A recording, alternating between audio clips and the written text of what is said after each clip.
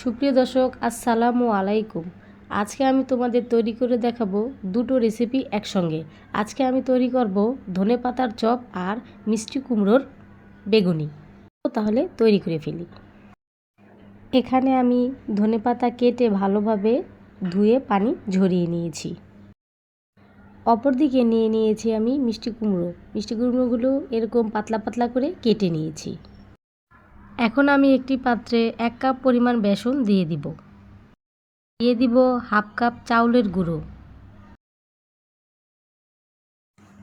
3 ভাগের 1 ভাগ ময়দা, দিয়ে দিব 1 চামচ খাওয়ার সোডা। এখন দিয়ে দিব হাফ চামচ হলুদের গুঁড়ো, হাফ চামচ মরিচের গুঁড়ো।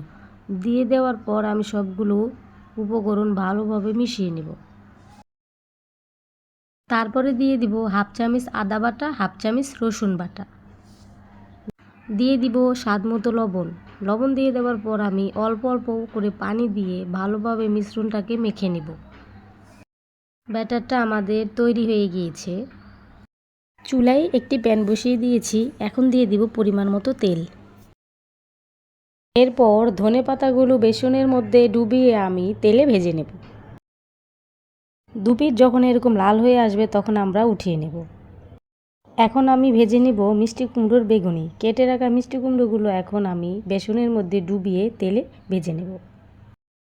দুপিঠ যখন সেম এরকম লাল হয়ে আসবে তখন আমরা উঠিয়ে ফেলব। তৈরি হয়ে গেল আমাদের মিষ্টি কুমড়োর বেগুনি আর ধনেপাতার চপ। এই রমজানে বাসায় একবার হলেও ট্রাই করবে।